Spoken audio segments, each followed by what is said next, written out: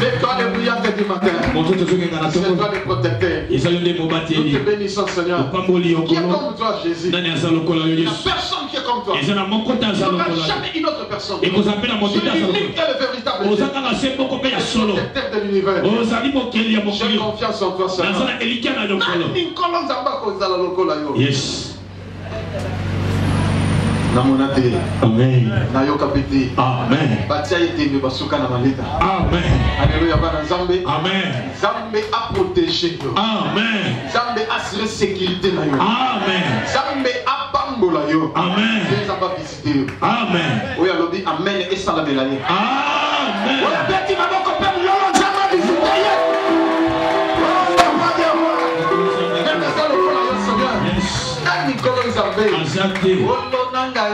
Na pesio matondi ona pobatela yo batela olo nanga na pesio matondi ona pobatela yo batela olo belinga etuba na mula na bakuna na ilo mate olo belinga etuba na mula na bakuna na ilo mate ani na bokina zambe na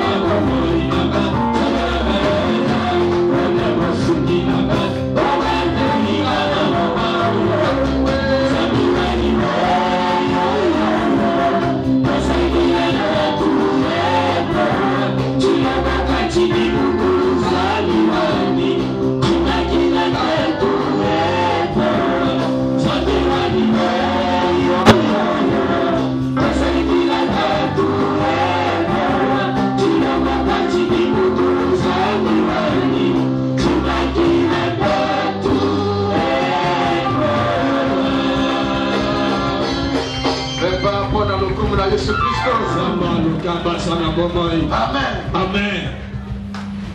Bien qu'il a plu, et tu as pris la décision de venir, Dieu va te visiter. Tu ne seras pas déçu. Un peu de temps, nous allons décoller et nous allons prier. Dieu va assurer ta sécurité et la sécurité de tout ce qui t'appartient. En ce temps de la fin, et surtout la fin de l'année, le diable et ses ministres se sont levés pour égorger, pour tuer, pour voler. Mais chez toi, il ne va pas te toucher. Il ne va pas toucher tes biens. Parce que tu seras sous la haute protection divine. Je le déclare maintenant. Quand tu as foulé tes pieds ici, il est sous la haute protection divine. Aucun malheur n'arrivera. Aucun danger n'approchera de ta personne.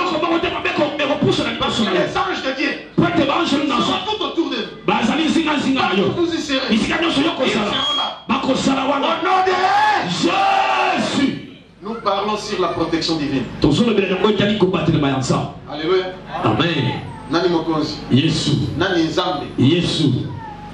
Au moins il y a des surprises. Amen. Il y a des surprises.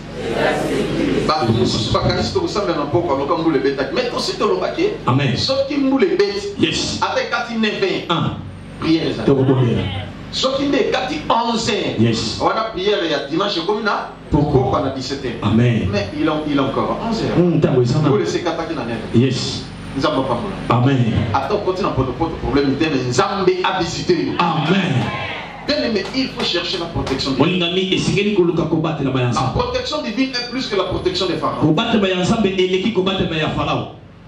La protection des pharaons est éphémère. Dieu est contre ceux qui cherchent la protection de le monde. Alléluia. Amen. Donc protection à pharaon et vous allez sonner pour nous. Amen. Ésaïe chapitre 30. Verset 1 à 3.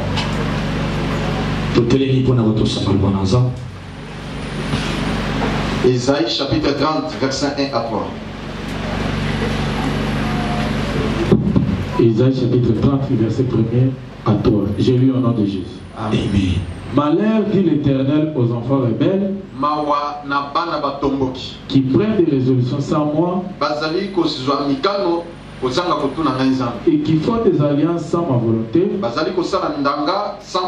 pour accumuler péché sur péché, qui descendent en Égypte sans me consulter pour se réfugier sous la protection de Pharaon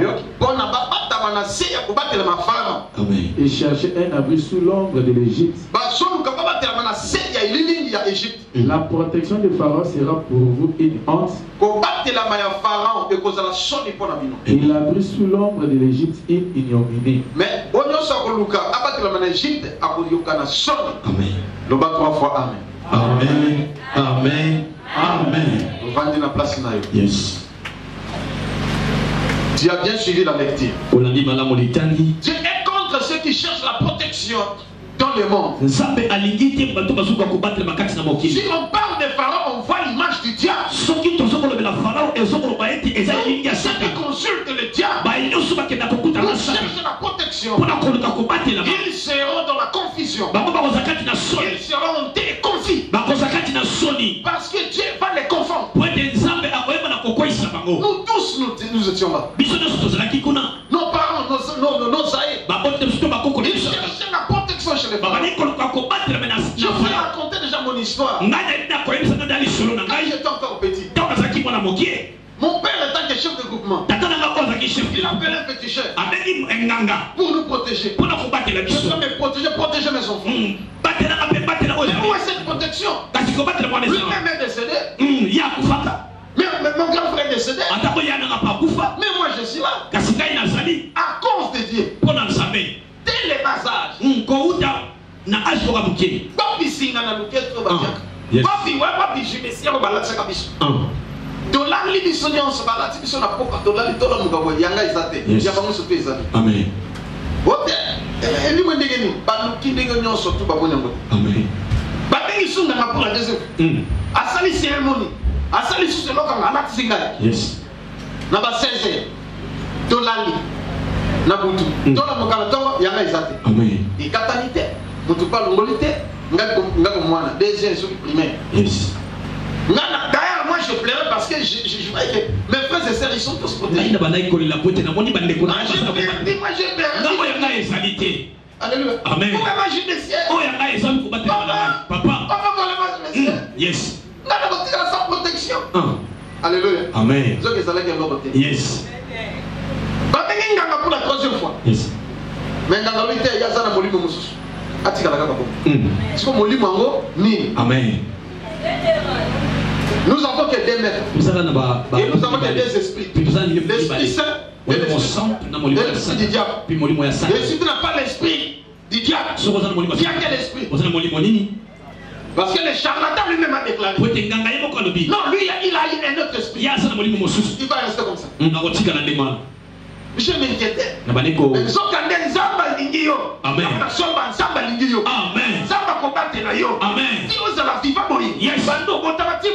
Ce n'est pas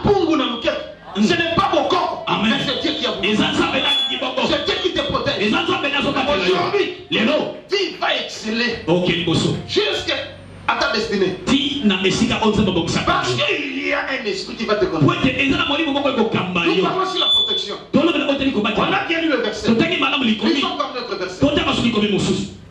Néhémie, chapitre 13. Commençons du premier verset jusqu'au verset 2. Jusqu'au verset 3, je t'ai dit. Néhémie, chapitre 13, le verset 1er, j'ai lu au nom de Jésus. 1 à 3. Dans ces temps, on lit en présence du peuple dans le livre de Moïse. Il en dit tout. Amen. Amen. Et l'on y trouva écrit que l'Ammonite et les Moabites ne devraient jamais entrer dans l'assemblée de Dieu. Parce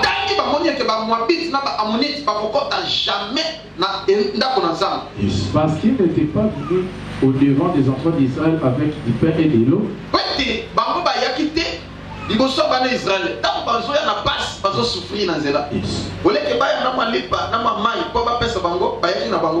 Avait appelé contre et a pris d'argent Balaam pour qu'il mourût.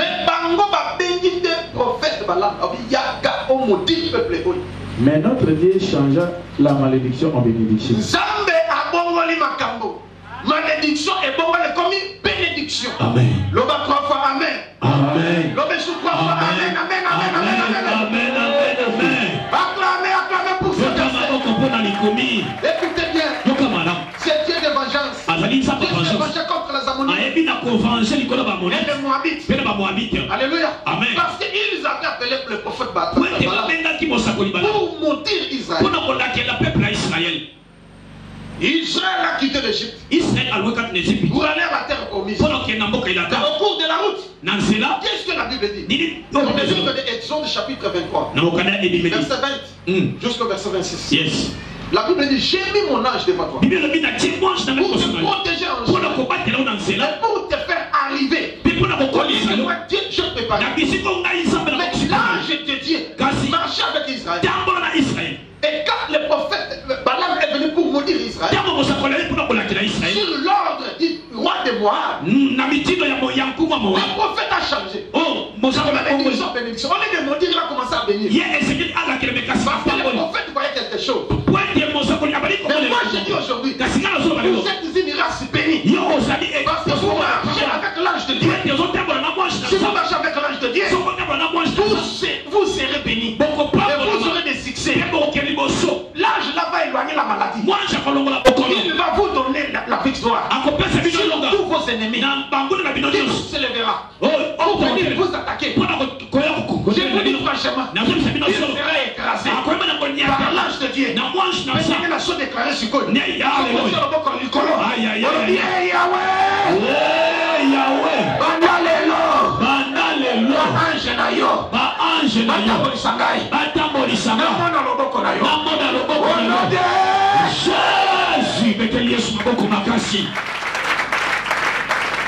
Si tu marches avec l'ange de Dieu, il va changer la malédiction en bénédiction.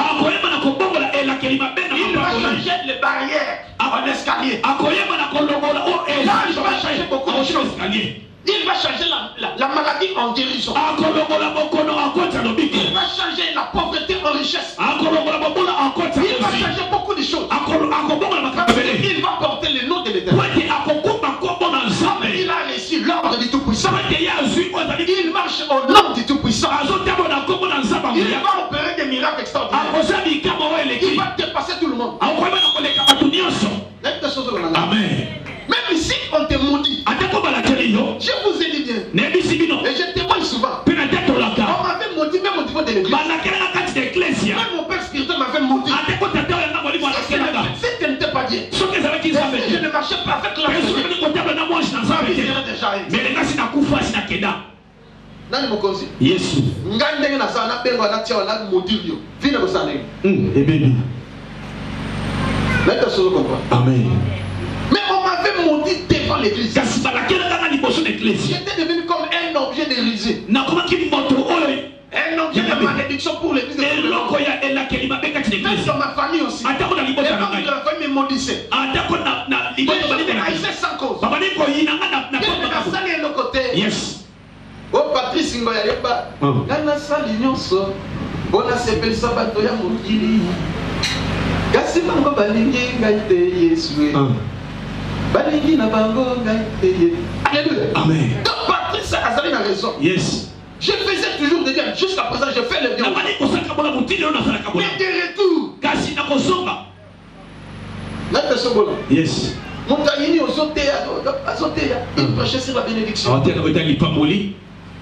Et bien, ça va bien. Non, il faut être comme Papa Kabassel. Il faut être comme Sylvie. Il faut être comme tel. Il tourne. Ça pourrait s'en bénir. Mais il ne ressemblait pas à Josué. C'était un gaillard zéro. C'était un maudit comme ça. Un panneau publicitaire. Il montre les gens avant des bénédictions. Lui-même n'est pas béni. La femme n'a pas béni. Il ne peut pas interpréter. Les gens pleuraient dans l'église. Amen. Josué Moutoupa. Azali Baya Isola Sanzela Batupambola. Yemoka Pambola Mite. Yes. Azali la Kelimabe. Dengazawan. Alléluia. Amen. Mais aujourd'hui, il a changé la malédiction bénédiction. Yes. Parce que je marchais avec l'ange de Dieu. Je voyais cet ange-là plusieurs fois. Il m'apparaissait plusieurs fois. Jusqu'à présent, les gens m'apparaissent. Voilà ce que tu dois faire. Réconcilie-toi avec Dieu. Et demander l'intervention des anges. Yes. Ceux qui m'attendent, tu ne vas pas échouer. Amen. Amen. Yes. Amen. Gloire au Seigneur.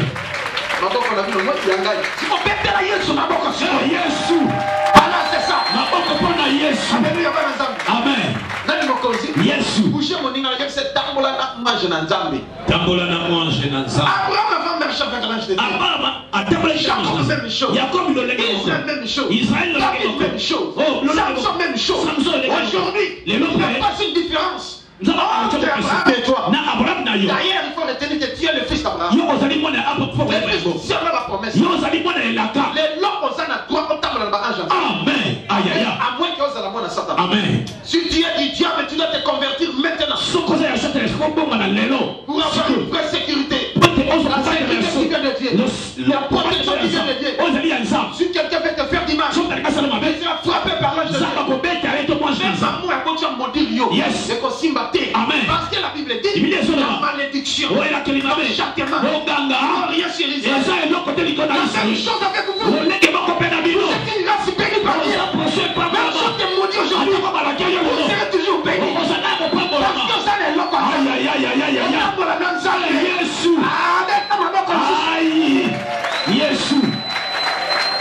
Alléluia. Amen.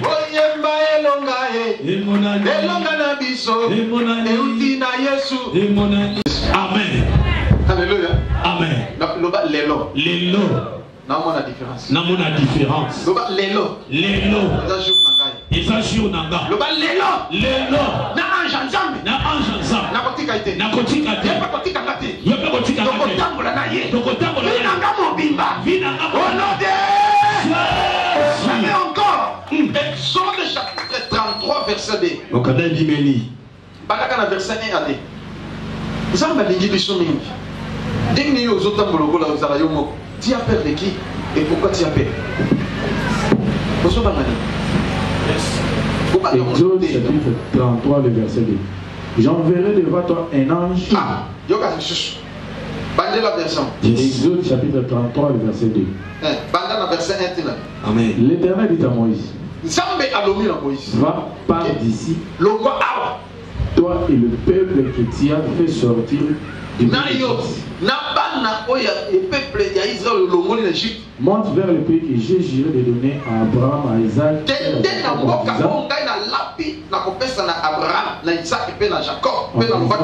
je les donnerai à ta postérité. J'enverrai devant toi un ange à Kotina. Et je chasserai les Cananéens, les Amoréens,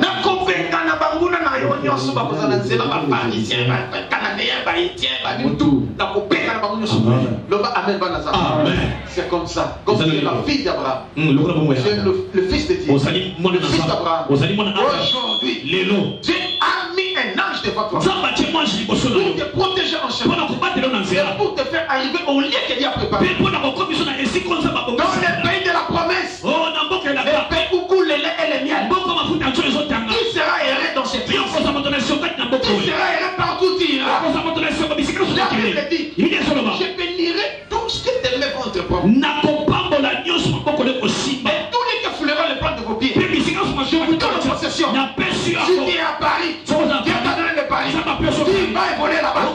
Si tu es aux États-Unis, Dieu est avec toi. L'ange est avec toi. Tu vas évoluer là-bas. Même en Australie. Oh, je vous salue tous les gens de l'Australie. Je vous salue les gens de l'Asie. Vous me souvenez en Asie. Vous êtes déjà bénis. L'ange est avec vous. Vous êtes ici, profitez aussi. Vous êtes déjà bénis. Dieu lui-même. Même qui prophète a commandé Rio. C'est qu'on s'y battait. Amen. La servante de Dieu. Basala nyonso kabesi mbate. Basala nyonso zolela. Mais le lonzamba longoloma na miso. Amen. Ange na yaza liboso na yo. Amen. Bona asala mina na kati na yo. Yes. Okomona évolution banda lelo. Amen. Tu vas évoluer très bien. Okokende liboso mala. Tout ce qui a ya comme akwatio barrière comme escalier na yo. Yes. Amen. Yo kite? Amen. Yo kite kente. Abi soki mutaye. Aïe aïe aïe. Ati la barrière. Comme escalier. Amen. Yes. Soki yo comme adversaire na ngai. Amen. Yes. Amen. Aïe aïe aïe aïe. Amen. Yes. Escalier déplace à terre. Amen. Mais toi tu vas te déplacer. Yo, ouais, voilà. Escalier ça est servi au matin. Yes. Ces ennemis sont pas devenus aujourd'hui des escaliers. Comme escalier na yo. Escalier na yo. Aïe aïe aïe aïe. Il va monter. Il va exceller. On va gagner liboso.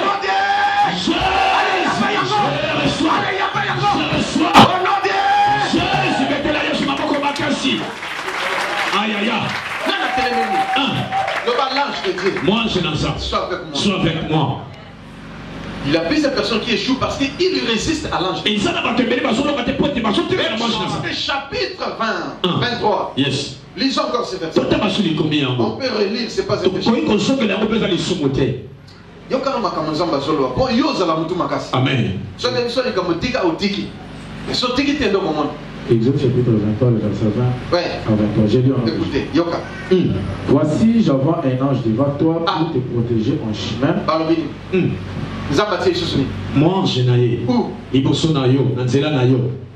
Devant toi, Nzambati ange liboso na yo. On a protégé yo nanzela. Yes. Nzela zama bako mingi. Nzela etonda banzube. Amen. Nzela etonda mabulu. Amen. Nami kakatano. Yes. Oh bayemba. Nzela na kapende. Onde molili. Mikakata nope. Misani nakati. Nzela na kokende. Onde molili. Alléluia. Amen. Mais Dieu dit, voici, j'envoie aujourd'hui mon ange. Pour te protéger en chemin. Pour te faire arriver au lieu que moi Dieu j'ai préparé. Yes. Fais sa réponse. Moi, nous pouvons faire sa réponse. Et ça n'a pas de été yes. Ah, Josué, tu es l'homme le plus heureux. Dieu a préparé de bonnes choses. Un bon avenir. Bon amour, béni, vie à bien. Yes. Amen. Yes. Avant de bien sauter, il faut. Il y a échoué. Amen. Amen. Amen. So zongi si meza que échoué. Zongi njole baby. On va tomber sur bayete pour là. Poto. Amen. Et ainsi de suite. Mbula baka ici ndenge 49 to bonne na poko mais non. O signer na poto oui. Amen. Mais yeba nzelo et comme prince ya munene. Amen. Amen. Mboka nyonso za la Congo. Yes. Loba amen. Amen. Mboka na bisi za bien pe ekobo. Amen. Mais malheur na boba prophète ya malheur. Yes. Mboka ya ko ba ressource yonde okomona passe. Amen. Ça bien. Yes. Loba amen. Amen. Oh loba amen na terre. Amen. Mboka na ngai ça bien. Mboka na ngai ça bien. Déclarez pas bonne chose ici, les les bébés. Amen. Yesu. Est-ce que tu as libéré la bonne? Ah, voilà. Tu dois avancer la mission. Si j'envoie aujourd'hui un ange de papa, pour te protéger et pour te faire arriver au lieu que moi j'ai préparé. Ça va préparer ma bonne chose. Amen. Sauf qu'on va tu as préparé un bon mariage pour toi. Si tu n'es pas marié, il y a un bon mariage qui t'attend. Si tu n'as pas les enfants, il y a beaucoup d'enfants qui t'attendent. Si tu n'as pas l'argent, tu n'as pas mon père. Amen. Aïe, aïe, aïe, aïe. Aïe, aïe, aïe, aïe. Amen. Amen. Je vous bénis sur un web de Dieu. Ça va pas pour le sang dans ça. Amen. Il y a beaucoup de choses à dire. Yes. Dieu est PDG. Amen. Ne te sous-estime point. Parce qu'il y a qui il va régner. Mais au cours de la route,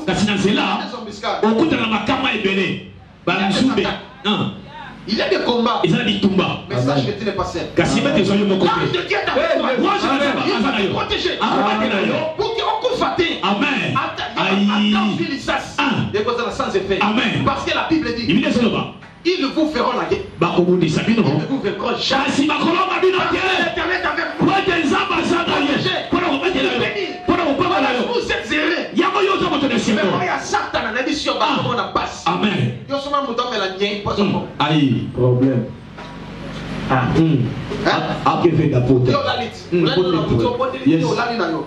Mais il y a la lité. Exiger. Comme la nier à dalle. Aïe. Ake funa bendi dale atoki tena ko na bakusu na solo yo ka suba fungoli ka dale apam Aïe Yesu ye na solo wan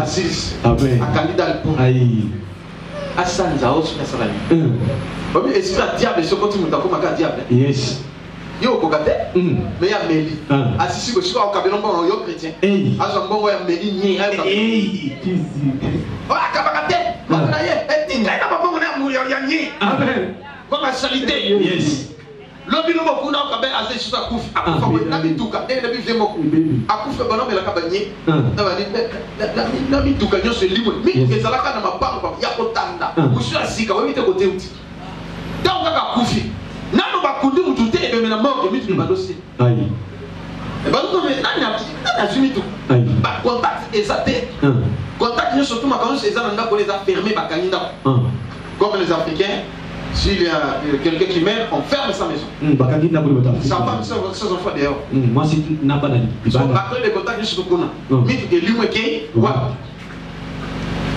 suspect alléluia amen ma part de bandi côté donc dit dans bakundi les lots sans trace non ceci là et ces enfants maintenant sont devenus des mendiants ah voilà les sorts ils ont trouvé que malheur aux enfants rebelles qui prennent des résolutions sans moi et qui font des alliances sans ma volonté ils descendent en Égypte pour chercher la protection des parents et des femelles la protection d'Égypte c'est cherche la vraie protection. Protection tu es pas dans l'âme. Yes. Ata olali. Il y a un ange à Kenya, à Zokenge là. Amen. Nzinzangale. Bungangale. Yes. Yokuna. Prince ou princesse là. Mwana mokonzi. Garde azutu. Yokale. Ndoki kuta ko komata pembeni. Ndoki ko mona moto banda musika. Yes. Amen. Yes. Alléluia. Amen. Comme j'arrêtais de sorciers. Ce qui a salé à l'équipe, on n'a pas à Kanga, on n'a pas eu ça. Attends, la la porte.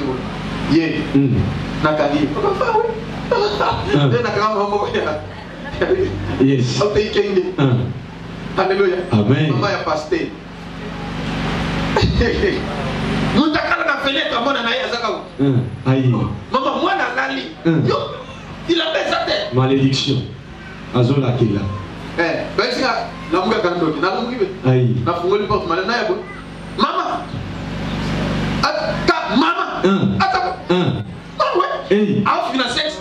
Atiens, Yes.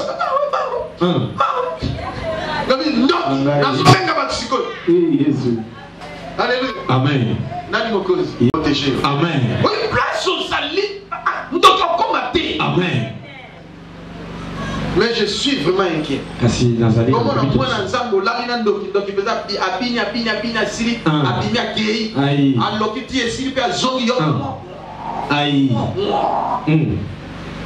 Voilà mususu to yambia wa mutu ebeta kaye vraiment souffrance aiguë na mutu. Zoka mwana na ye moko. Grand sorcier. Bote mumbe. Azaka mutu mwana pe Joko. Yoka Joko na kindo. Aïe. Alléluia. Merci. Attaque avec Daniel 11. Yoka non. Donc yeka mutu ne bal. Boya beta wapi na terrain ya oya mumbele direction ya ben. Kikwiti mumbele. Mutu ne mama na. C'est pas beta bal ya ina mwana na terrain ya ni. Trésor. Trésor ya yote comme mwana. Trésor.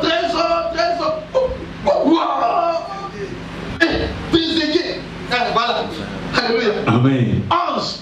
Moutou à maman de Bako bête à le boutou. Et si match ici là, Azu Moutou, Ayozona. Maman semble la gana liloba. Naloba tonati. Loba papa. Nalobia. Amen. Kefunda. Okuta naja ko bête yo. Amen. Loba amen. Amen. Natali kombo sikoyo, ya trezege, kendo funda komongo. Azawat. Oui, n'a pas ça. Alléluia. Amen. Alors, on a dit, bah, mais c'est Baji. Bah, mais c'est mon Baji. Ta maman est comme ça, monte ici la gâté. Parce que nous sommes ici la gâté. Amen. Tangaya, Toyambi. Mais c'est que ya Moutou. Bah, mais que moi, Nani Loba Balaba, Nani Tata Mwasi, Baba Kalomada Moutou, c'est là tout, et ainsi de suite. Bon, yes. Alléluia. Amen. Bon, je ne refuse pas les prophéties. Mais moi, il y a des vraies prophéties aussi. Kasi ezali pe ya solo. Dans il y a moi. Quand on va venir moi dans un look. Oui. Ah oui, papa, ça ne va pas. Mais il y a encore une autre chose, papa. Ça ne va pas. Qui s'est négligé, ça va monter comme un banjolo. Et pas traduit praticien, et pas pasteur, l'église n'a vu sur le loba, surtout, ça ne va pas. Mais oui, pas quoi. Moi, non. À sa cause, j'ai moutou. Amen. Il y a des personnes qui disent, maman, mon garçon, dans le Bible, moi, non, cause, ya, moutou, na yo. Oh, ben, exception de l'église, maman, moi, non, il y a une cause. Alors, la vie. Trésor loba. Oh peut être parler. Ensuite tu peux garder parler zande na zoka mutu ya mama de tu peux parler. Wana awasa manzaka. Yoka mama ne. Mama manzaka bitika ya sala. Yoka manzaka sala bende sala. Et le côté communication. Amen. Comme ça que c'est aussi baté zande. Ah sala manzaka boy communication zande. N'est-ce pas ça là ça? Yes. Moi na lobi avouer que mutu ya maman na ye zalaka bale na ye. Amen. Soki ba kebeta ba ninga ba ko zoyer. Yes. Ba kebeta bale. Ndeka sani ba ke na terrain ni. Terrain mumbe. Mutu ya maman ba kebeta bale ti tango sa ba. Yes. Et si tango zoga ba nda je mutu ya maman asani. Asofisial. Tango maman la muka. Mutu. Soki e pemi seke mukola na beta ki ba ya wana. Siko maman oyo ma kama na lobi. Maman veut donner là. Ah oui. Là, il doit sentir les choses comme ça. Sentir. Amen. Azam moi na yo. Amen. Loba amen. Ndé tu es pour de l'ensemble. Yes. Moi na a eu délivrance. Amen. Pour tout moi payer passi. Yes. Est-ce que c'est singoté? C'est singoté. Sanga sécurité na yo. Amen. Sanga sala que yo ozala bien. Amen. Zambe a confié Nicolas na yo parce qu'à l'objet moi j'envoie mon ange devant toi. Pour te protéger en chemin. Pour combattre le mal c'est là. Te faire arriver au lieu que moi j'ai préparé. Pour la commission de Siko au pays de chose. Que je vous reproche. Pour résister à l'ange de Dieu. Parce que la Bible dit tiens-toi à tes gardes. Ne me résiste point. Parce que l'ange là ne pardonnera pas vos péchés. péché. Si tu pêches, il te quitte. Il reste seul. On ne pas bien. Amen. Il y a ça, on a évité le soum. Éviter les sommes. Au bas du colo. Au bas du colo. Le bas est. Tika le soum. Tika les sommes. Anja salanayo. Anja salanayo. So qui te tika la yo. Amen. Le bel aïe mongo. So qui te tika la yo moko. Ah, bête l'encolo ma gogo. Gloire au Seigneur. Tu vas marcher avec l'ange de Dieu. On compte pas dans moi. L'ange de marcher avec toi. Moi je ne sais pas comment il sera toujours accompagné des anges. On cause la naba ange. Mais il faut demander aussi une renfort. Le bas renfort. Renfort. Azalaye mon côté. Azalaye mon côté. Azalaye la légion. Azalaye la légion. Azalaye belé. Wanande au commis élément à craindre. Amen. Et l'eau ya kobang. Amen. Au lieu qu'azala ange yemo mais pas commis légion. Wana au commis très très dangereux. Je pose la spiritualité au commis mutumus. Amen. Au commis indouchable. Akosimba. Mutakosimba te mutakomekate. Amen. Soki mutamodir yo. Au comment na malédiction c'est. Et bon mani. Le bas amen. Amen. Exode chapitre 23 verset 22. Yes. Nazo suki sawa. Votre semblé. Mais si tu écoutes sa voix, et si tu fais tout ce que je te dirai, je serai l'ennemi de tes ennemis et l'adversaire de tes adversaires. Ennemi à ennemi na mais adversaire ba adversaire na soki uta commission ennemi na ye akangelo kanda yende munguna yes amen akomi baloko ennemi ya amen soki ameki ko yina yo ange passe nzambe passe ayini amen est-ce que ça mutu moko bayina ya non mais ça mutu moko bayina ya peut-être bayina yo éviter même dans le quartier, amen. Même dans l'avenue, même l'église. Yes. C'est pourquoi il est strictement interdit. Dans cette église, il y a cultiver un. Il y a ni serviteur, ni amen. Parce que les communs des hommes, ce sont des erreurs. La Bible dit, dans Matthieu chapitre 18, yes. Amen. Si vous avez courage dans la tête, le qui va servir comme assemblée là. Na, ba frère, vous avez dit si bango, ba kutani aussi si les camarades. Amen. Amen. Voilà, ils allaient y avoir dans zamende bon. Yes. Soki de ayoki bango te, comme ils savent camarades pas na biso. Amen. Biso ne te ko traiter yango, paye ko sala ni. Et si là. Mais so kangele kan. Et si. Au combien escalier. Amen. Au moins on va voir ça 10 ans, 20 ans, 15 ans. 40 ans l'église. Yes. Pas d'évolution. Amen. Bon ami. Akanga baninga. Amen. Ye, so moni mota nanga. Mon. Ye, akrecha kinga. Ye. Amen. So ka kazole kabi. Bonjour ma sœur. Allez kilo kayoki, to so kayoki. Surtout ba maman. Ba so ka ka. Bonjour maman. Apo sa ka.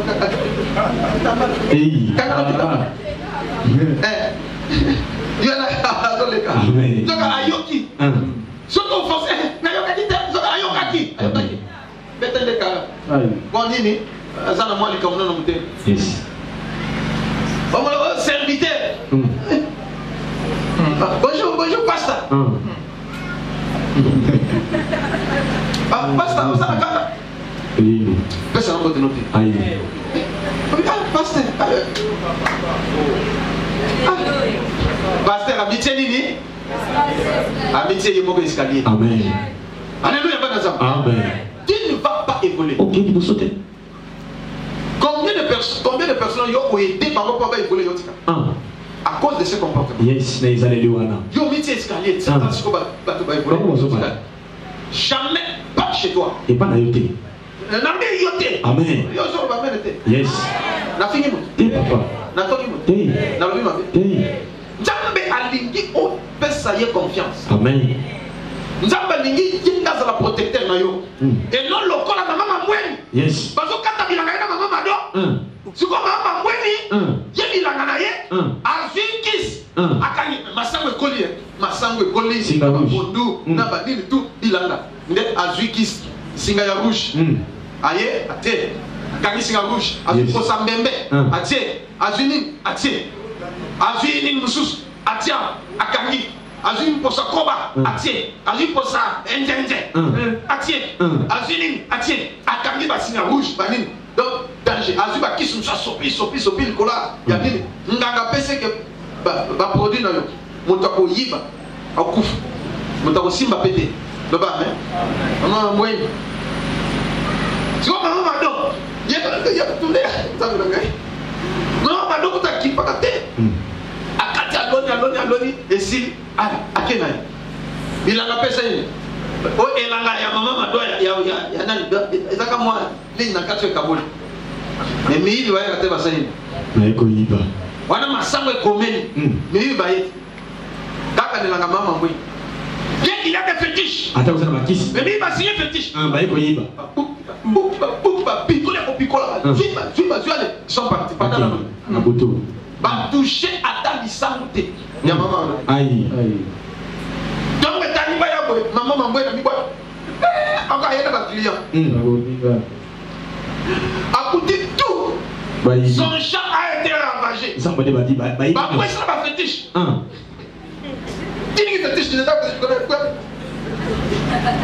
Mais il va dans maman Mado. Attends, il s'en va. Et puis, tu vas la somme. Maman, tu es plus. Oufa. Qui c'est là, toi? Aïe. Mais il a maman Mado va se mettre. Ateki, maman Mado, ateki, Zimbo, Naina Matinangomba. Kolungi na yawe. Na baba sinaka. Daimo na yo. Moi j'ai comme. Ils sont devant Nzambe. Nzambe na battre la carte. Amen.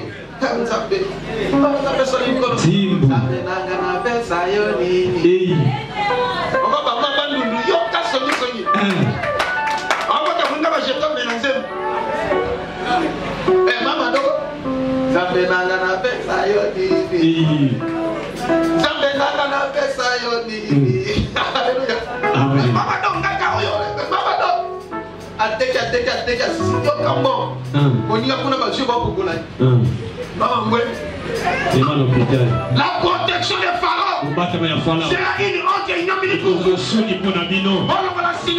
Amen. Amen. Yes. Nana question de protection de câble là tu vois. Aïe. Nana question protection de judiciaire n'est pas ça biso de notre colo. Aujourd'hui, vous serez protégé par Dieu lui-même. Fais les choix. Ou Dieu ou Satan. Mais je vous en supplie. De choisir Dieu. C'est la meilleure protection. Personne ne viendra vous troubler. S'il vient, il va rencontrer un ange. Il sera frappé. Il va devenir dans l'escalier. Comme escalier. Yes. Amen. Amen. Amen. Amen. Amen. Amen. On prie aussi avec elle. Moussala, mais à témoigner, yes. nous avons passé Moussala miraculeusement. Donc, on va foutre à la dîme, à Pessinga, dans une dîme. Yoka dîme. Alléluia. Amen. Pas combien? Nano. Ah, Yoko Yika. Dans une dîme, n'a dit, papa, n'a eu un voyage. La scène est dans Moussala, papa, c'est moi, un mois. Mais, non, peut-être que moi, 2 semaines, j'ai la maille, la somme, ma marchandise, comme ça. Ma bien, moi, vas-y. Kenny. Yaka fuka. Ça, ange na yo, accompagne moi. Yes. Encore. Au lieu que sur la cacanine, aïe, na sac à ma carte. Na. Ce qui fait ma samu soutenu. Na ma futa. Na dit, ne peut pas pour la mission. Ne peut pas pour. Yes. Donc, on est au dit. Allez. Ça, ange, ange. Ah oui, ça y est. Départ comme arrivé, aller comme retour. Entre les 5 et 10. Quel est là? À quel endroit c'est il? À Zumassou. À combien de marchandises? Et si dans le tout, n'a une marchandise, n'a massou, n'a pas tout n'est pas matin. Papa. Là, si on a boutou pélissus, pendant la nuit, il y avait une forte pluie et un vent impétueux. Massou a barge et que tout a fait 3 barges. Barge au Bangoka Bazala et que tout a banga. Monsieur Isaïe, il va le dire. La sœur s'est retrouvée. Il va de commencer. Amen. Et ça terre là, à son temps là, au secours, mais sœur a s'était retrouvée. Namokili. Abi a moni mutu. Aya juillet. A télémisier na mokili. Pas yebisier. Biloko na yo. Ata kokote ko. Amen. Nani mokozi? Yes. Et quand le secours est venu, on a déchargé quelques marchandises. Quelques marchandises, on va décharger. Yes. Il y a pas de monsieur Salini. Ezili. Bah, je paye qui? Nani mokozi? Yes. Et tant que tu as dit que marchandise n'a pas de vraies places bâties, et pas y a combien de marchandises à Zumbon. Aïe, papa, ça va calme. Ça va bon. Papa, dis-moi nangai. Yango. Moi non yo, qui est des bossons. Amen. Voilà, Olivier protection ya. Elle avait témoigné ici. Mais yo Olivier protection au WAP. Les lots aux autres protection yanza. Amen. Nana ça d'accord. Amen. Qui est d'accord? Amen. Olivier protection ensemble. Amen. Sauf que Olivier protection moki. Ah ouais, t'es dimanche l'église. T'es l'église là. Et ben maman mon boy. Comment le protection il y a beaucoup. Yes. Na banganga. T'es l'écoute.